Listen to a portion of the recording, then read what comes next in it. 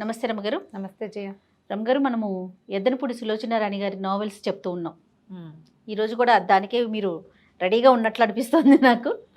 మీ favourite రమగారు ఆవిడ? నేను అలా చెప్పలేను. కొన్ని నావెల్స్ చాలా వాళ్ళలో అది కూడా కదా. సులోచనారాణి గారి కొన్ని నావెల్స్ నాకు చాలా ఇష్టం. అంతే. సులోచనారాణి గారి ఇష్టం అని చెప్పను. అలా చెప్పను. అలా చెప్పాలంటే మాలతీ చంద్రు గారి ఇష్టం. ఓకే. మాలతీ చంద్రు ఆవిడ ఏం రాసినా ఇష్టమే నాకు. సులోచనారాయణ గారివి కొన్ని నావెల్స్ బాగా ఆకట్టుకునేలాగా ఉన్నాయి. నాకు నచ్చుతాయి అవి. ఓకే. అంటే ఆ నావెల్స్ ఆకట్టుకున్నాయి కాబట్టి ఇది కూడా చదివేద్దాం అనుకున్నాను. ఇది నాకు నచ్చలేదు అని కొన్నిటిని నాకు పక్కన పెడతారు, కొన్నిటిని పక్కన పెడతా. అంత ఎక్కదు. ఇవన్నీ రీసెంట్గా చదువుతున్నావా లేకపోతే మీరు ఇదివరకే? నా చిన్నప్పుడు ఏం మాట్లాడుతున్నావు చేయంటారా? బాగా చిన్నప్పుడే స్కూల్ డేస్లో చదివినవి. స్కూల్ డేస్లోనే నావెల్స్ చదివేశారు? ఏమిటో నేను అంతే చేయ. మాకు అవకాశం ఉంది. అక్కయ్యలు పెద్దవాళ్ళు కదా, మా ఇంట్లో రకరకాల పుస్తకాలు ఉండేవి. పుస్తకం చదవడం బాగా 5 ఏళ్ల వయసు నుంచి ఉంది.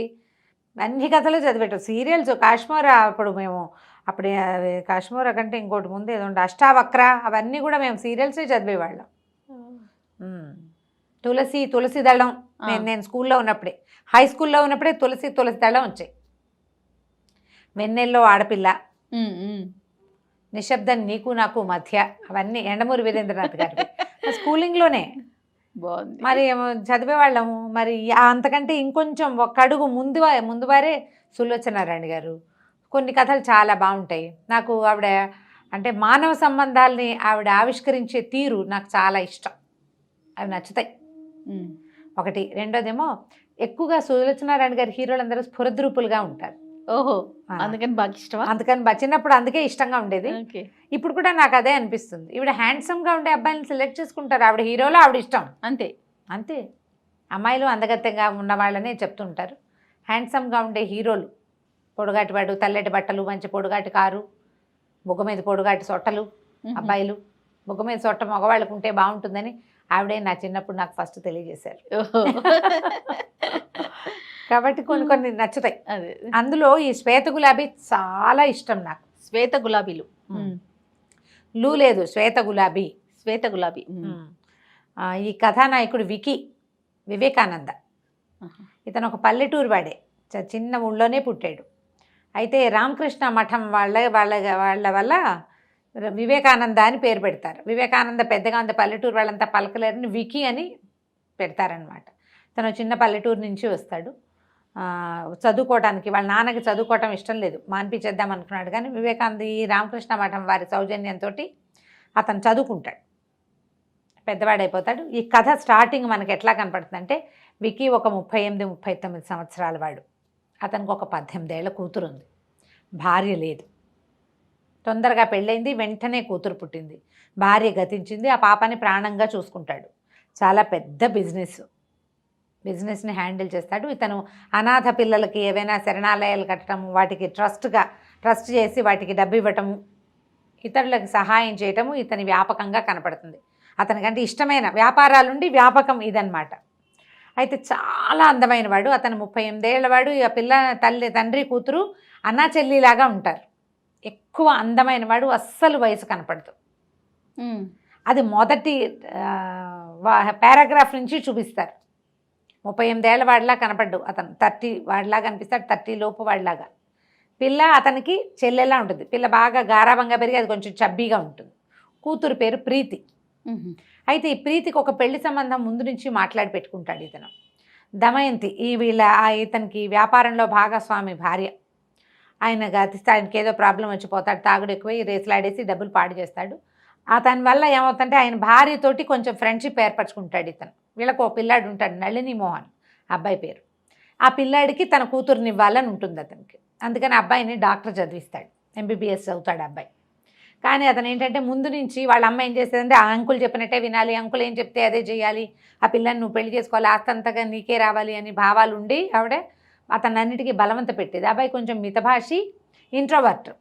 ఈ ప్రీతి బాగా గారాబంగా పెరిగిన పిల్ల, ఇది అల్లరిగా గందరగోళంగా ఉంటుంది.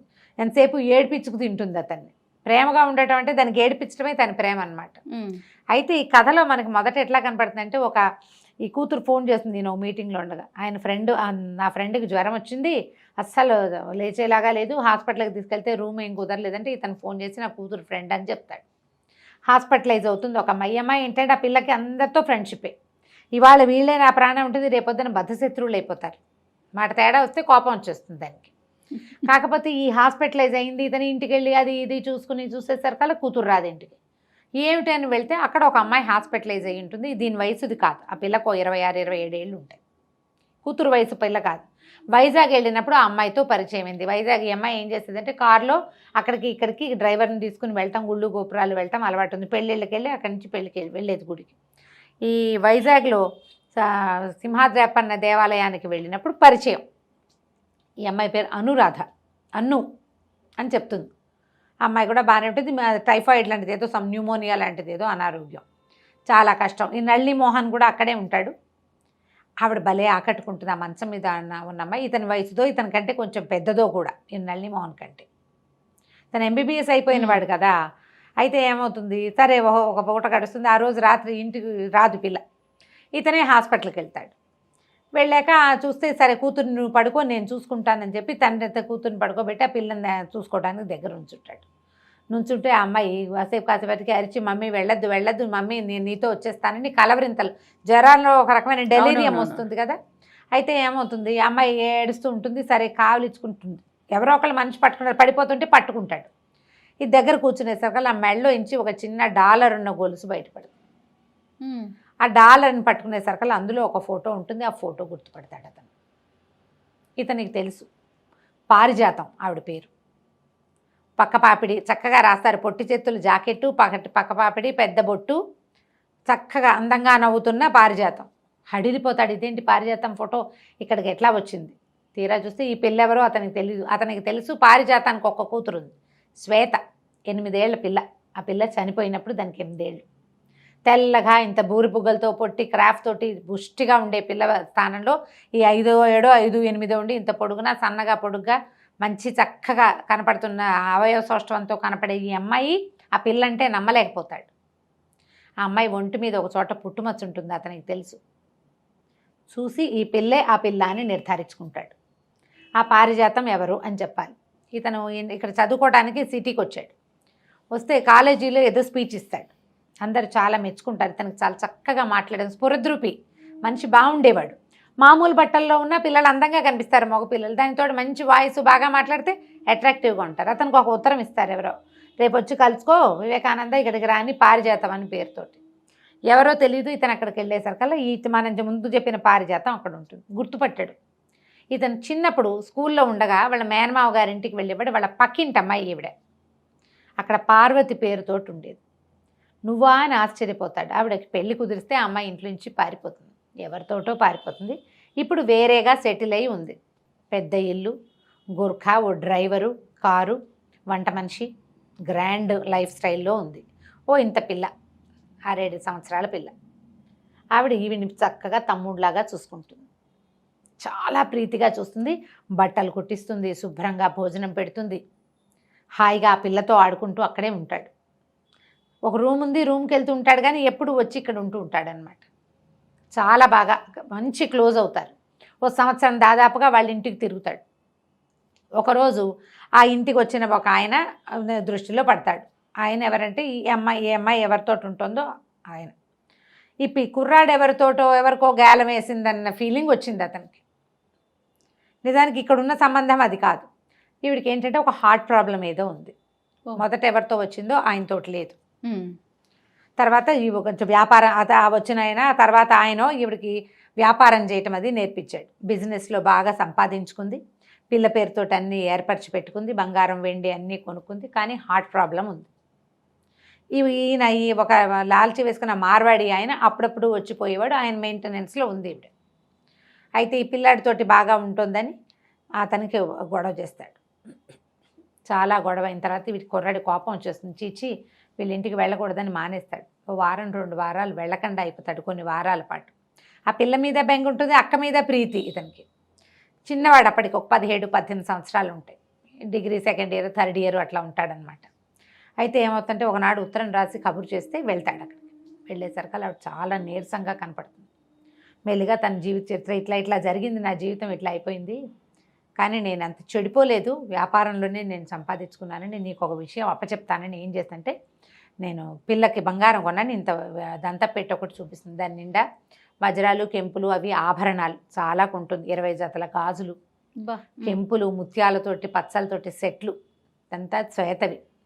నేను ఇప్పుడు ఆపరేషన్ చేయించుకుంటా, బతికున్నానా సరే సరే, ఒకవేళ నేను చచ్చిపోతే పిల్ల బాధ్యత, ఈ బంగారం బాధ్యత నీది.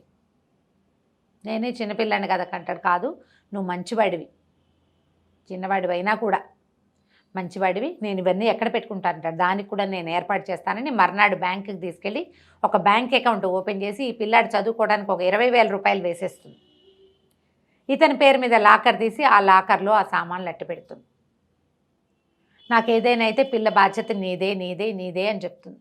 సరేనని ఒప్పుకుంటాడు. ఆపరేషన్కి వెళ్తారు, ఆవిడ కాస్త చనిపోతుంది సర్జరీలో. ఈ పిల్లని తెచ్చుకుంటాడు, ఏం చేస్తాడు మరి? ఆ ఇల్లు బాకిలి మార్వాడి ఆయనవి, ఈవిడిది డబ్బు బంగారము ఆవిడ ఏర్పరిచినవి ఆవిడవి అనమాట. ఆ బంగారం ఉంది కదా, ఈ పిల్ల పేరుతో ఇతని పేరుతో డబ్బులు వేసేసింది, ఇంకా వాళ్ళు వచ్చి మిగిలినవన్నీ లాగేసుకుంటారు, ఈ పిల్లని వదిలేస్తారు వాళ్ళు. పిల్ల ఆయన పిల్ల కాదనమాట, ఆ పిల్ల శ్వేతని తనతో తెచ్చుకుంటాడు. వాళ్ళ నాన్న వచ్చి కేకలేస్తాడు, అసలు నువ్వు వాళ్ళ ఇంటికి ఎందుకు వెళ్తున్నావు అంటాడు ముందు ఒకసారి.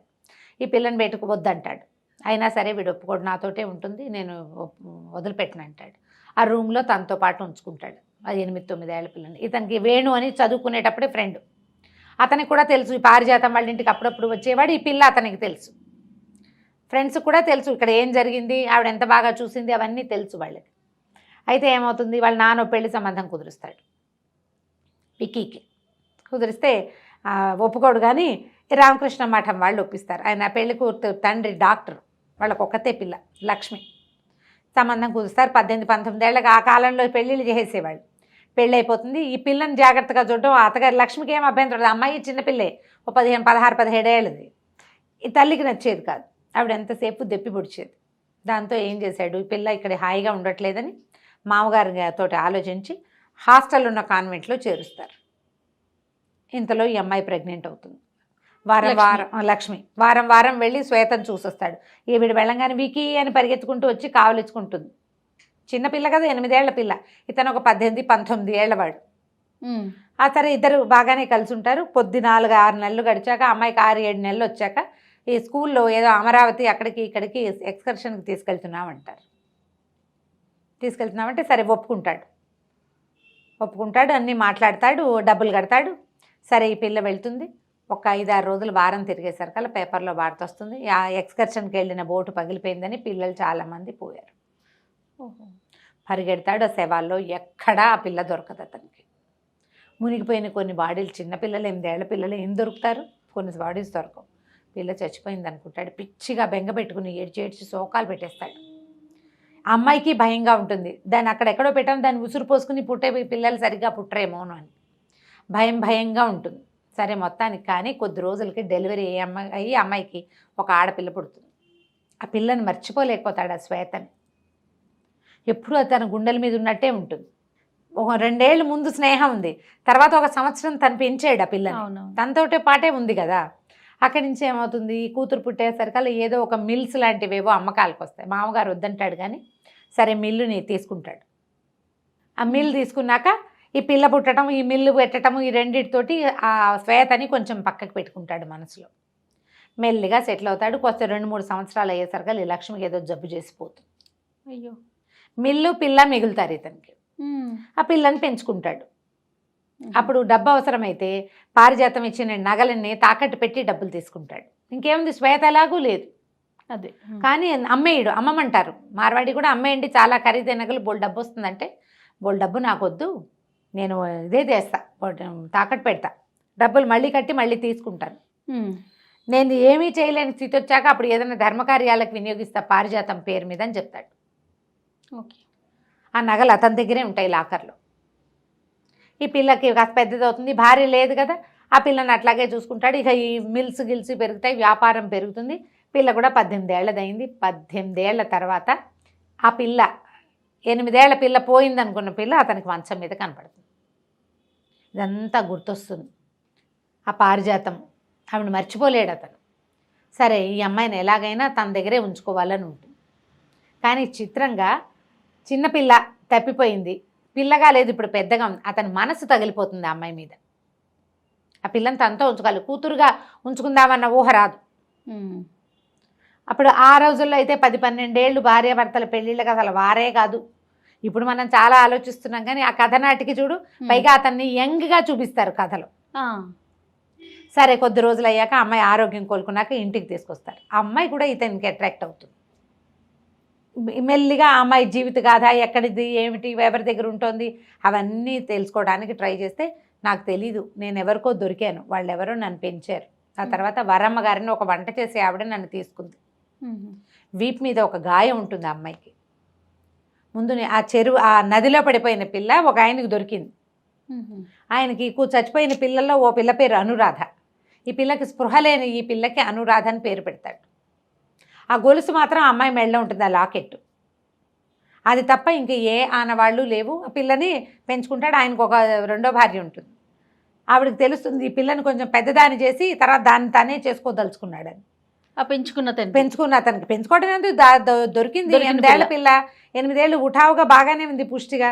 ఒక 4-5 ఏళ్ళు కనుక పెంచితే 14 ఏళ్ళు వస్తే పిల్ల ఈడేరితే ఇంకేమిటి, కాపురానికి పనికి వస్తుంది.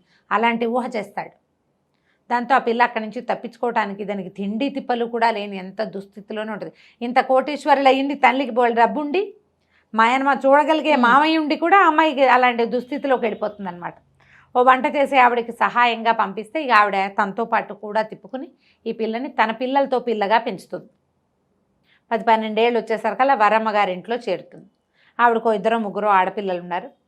పిల్లలకి సహాయంగా ఉంటుందని తన పిల్లలు చదివించి ఈ పిల్లని సహాయంగా ఉంచుకుంది. సంగీతం వచ్చు పిల్లకి, కొంచెం చిన్నప్పుడు కూడా పాడేది. క్రమంగా ఆవిడ గొంతు బాగుందని ఇంటికి వచ్చిన సంగీతం మాస్టర్ తోటి ఈ పిల్లకు కూడా ఏముంది సంగీతం పాడుతూ నేర్చుకుంటుంది. చక్కగా సంగీతం వచ్చు, బుద్ధిమంతురాలు, చెప్పిన మాట వింటుంది. ఏ అక్కయ్యకి అవసరమైతే ఆ అక్కయ్య ఇంటికి వెళ్తుంది. ఒకళ్ళు కేకలేస్తే ఇంకోళ్ళ ఇంటికి, వాళ్ళు కేకలేస్తే ఇంకోళ్ళ ఇంటికి. దీనికి పెళ్ళి ఎవరు చేస్తారు? అట్లా 10-12 ఏళ్ళకి తన దగ్గర చేరిన పిల్లకి 26 వచ్చేదాకా తమ ఇంట్లోనే ఉంచుకుంటుంది ఆవిడ. పెద్ద ఇబ్బందులు ఏం లేవు, కానీ జీవితం మీద ఏ ఆశ లేదు. వాళ్ళు ఆ గుళ్ళోకి వెళ్ళినప్పుడు ఈ ప్రీతితో పరిచయం అవుతుంది. నిదానంగా సాగుతుంది. నేను చకచకా చెప్తున్నాను. మెల్లిగా ఈ అమ్మాయి ఇతని వైపుకి తిరుగుతూ ఉంటుంది మెల్లిగా. అయితే కొద్ది రోజులకి నల్లి మోహన్ వాళ్ళ అమ్మ దమయంతికి డౌట్ వస్తుంది. వికీ ఎక్కడికి రావట్లేదు, ఇంట్లోనే ఉంటున్నాడు. ఈ పిల్ల మీద ఆవిడకి డౌట్ వచ్చేస్తుంది. వికీ బాగా వ్యాపారము, ఇల్లే, ఇంకా రెండో పని లేదు. ఇది వరకు అన్ని చోట్లకి పార్టీలకి అందరినీ కలిసేవాడు. ఈ ఇంట్లో ఉన్న ఈ అమ్మాయి కోసం వచ్చేస్తుంటాడు. ఆ పిల్ల అతనికి అట్రాక్షన్. చిన్నతనమే కాదు, ఇప్పుడు కూడాను. ఓకే, ఎలాగైనా ఆ పిల్లల్ని తనతో ఉంచుకోవాలి. ఆ ప్రీతి నేర్పడానికి ఇంకేం అవకాశం ఉంది, ఇంటికి వచ్చేస్తుంటాడు. ఇతను ఎక్కడా కలవటం లేదు. ఈ పిల్ల ఎవరో వీళ్ళ ఇంట్లో చేరిందని తెలుసుకుంటుంది నళిని మోహన్ వాళ్ళమ్మ. ఆవిడకి ఏంటంటే తన కొడుక్కి వికీ కూతుర్ని ఇచ్చి పెళ్లి చేసుకోవాలి, వికీ తనవాడుగా ఉండాలని ఉంటుంది ఆవిడకి. విచిత్రమైన ఆలోచనలు అనమాట. అలాగే ఉంటాయి. ఆవిడ బాగా మెయింటైన్ చేస్తుంది, పల్చటి చీరలు అవి కట్టుకుని మెయింటైన్ చేసినా విక్కీ కంటే పెద్దదిగానే ఉంటుంది. కానీ విక్కీని చేయి జారనివ్వకూడదు అనుకుంటుంది. విక్కీ తన్నే చూసుకోవాలని ఆవిడ ఉద్దేశం. ఈ కొత్తగా చేరిన పిల్ల దీంతో వచ్చేసరికి ఒక ఇబ్బందికరంగా ఉంటుంది. ఆవిడకి ఏం చేయాలో తెలియదు. మధ్యలో ఓ రోజు ఎప్పుడు వచ్చి నేను వైజాగ్ వెళ్తున్నాను, నువ్వు కూడా రాని టికెట్ బుక్ చేసేస్తుంది. ఈ లోపల వాళ్ళ ఇంటి నుంచి ఒక ఉత్తరం వస్తుంది ఆ అక్క దగ్గర నుంచి, నువ్వు ఇప్పుడు రాబోక మేము ఎక్కడికో వెళ్తున్నాము అని. దాంతో పంపించమంటారు. ఆవిడ కుళ్ళు మండిపోతుంది. ఈ వికీ అట్రాక్షన్ ఈ అమ్మాయిదే అని తెలుస్తుంది. ఏంటంటే ఇప్పుడు ఆడవాళ్ళకి ఒక ఇన్స్టింక్ట్ ఉంటుంది. మగవాళ్ళ మొహం ఎవరిని చూస్తే వెలుగుతోందో ఆడవాళ్ళు తెలిసేసుకుంటారు. అది ఎంత బాగా చూపిస్తారో ఈ కథలో. ఎవరైనా ఇద్దరి మధ్య ఆకర్షణ ఉందో లేదో తెలుసుకోవాలి అంటే వాళ్ళ మొహాలు, వాళ్ళు ఒకళ్ళొకళ్ళు ఎదురుపడ్డప్పుడు వాళ్ళ మొహాలు ఎలా ఉన్నాయో చూడాలి, పరిశీలించాలి. ఈవిడికి డౌట్ వస్తుంది, ఆవిడ నిర్ధారించుకుంటుంది. ఎలా ఈ అమ్మాయిని తప్పించాలో తెలియదు. ఇంతలో ఏమవుతుంది, ఇతని ఫ్రెండ్ వేణు వస్తాడు. ఎక్కడో ఉంటాడు అతను అనుకుంటా, బెంగళూరు ఆ వైపు, బహుశా ఏదో చల్లటి ప్రదేశం. అతను ఇక్కడికి వచ్చేసరికల్లా ఈ అమ్మాయిని చూస్తే ఆశ్చర్యపోతాడు. ఏమిట్రా అమ్మాయి ఎక్కడైనా చూసిన మొహంలాగా ఉందనుకుంటాడు.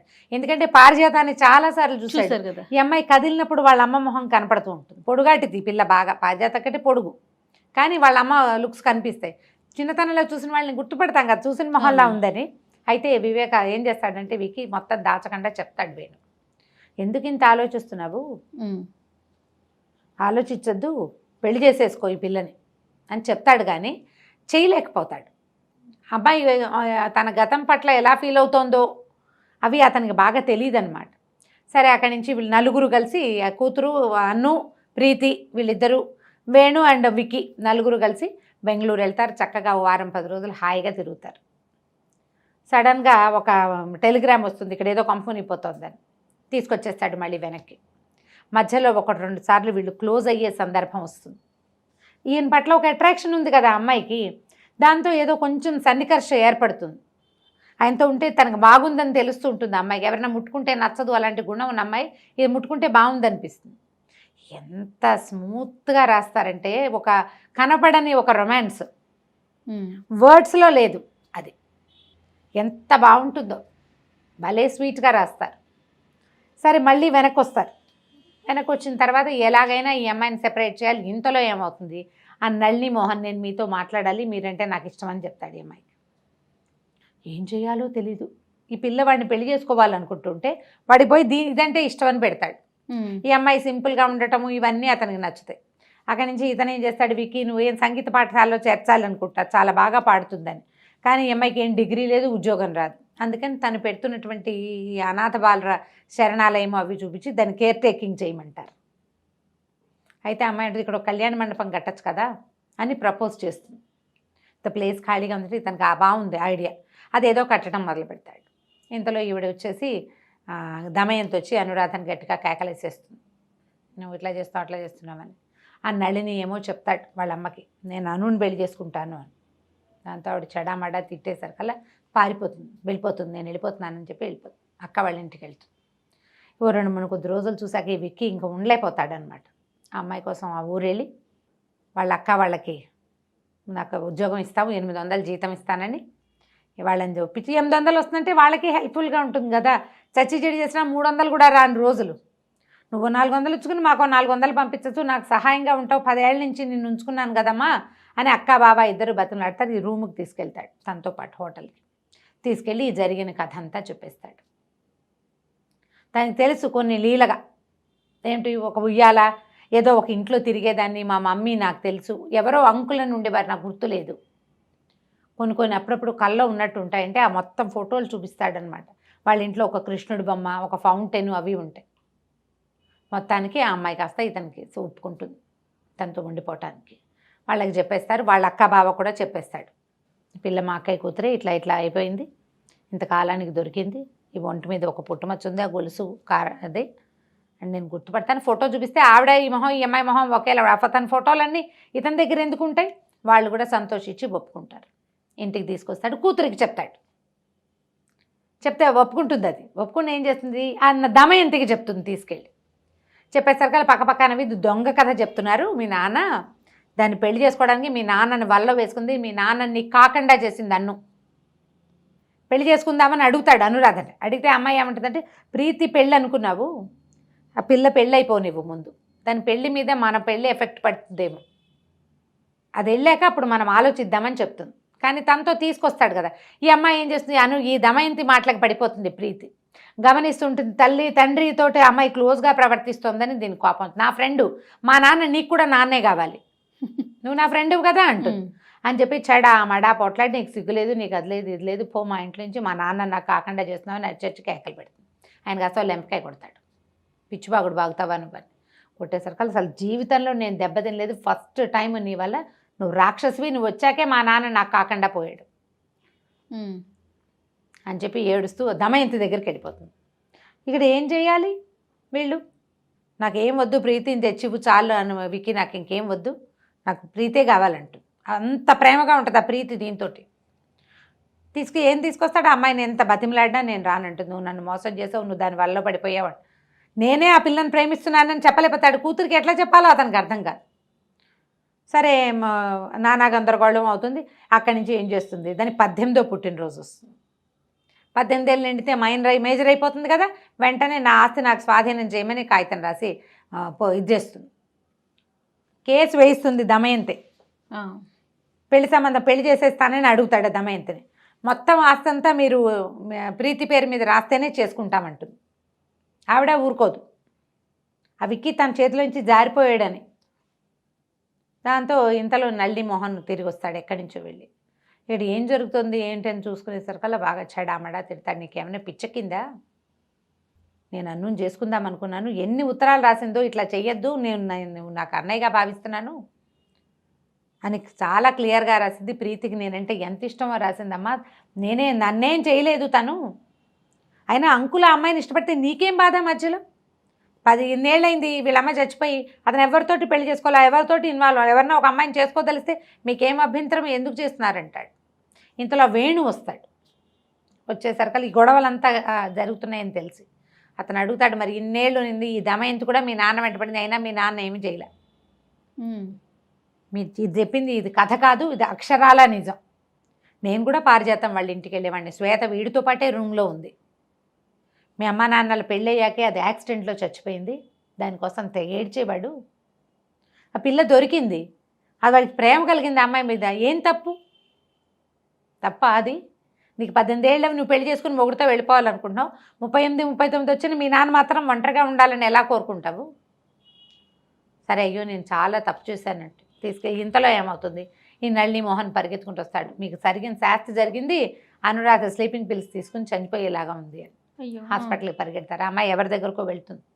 ఇది అనాథ శరణాలయంలో ఉంటారు కదా, అక్కడ ఉన్న పిల్లల్లో ఒక ఆఫీస్ అసిస్టెంట్ ఎవరో ఉంటుంది, కళ్యాణం ఏదో క్యారెక్టర్, వాళ్ళ ఇంటికి వెళ్ళింది, రాత్రి పడుకుంది, పొద్దున్నే చాలా స్లీపింగ్ పిల్స్ వేసేసుకుంది.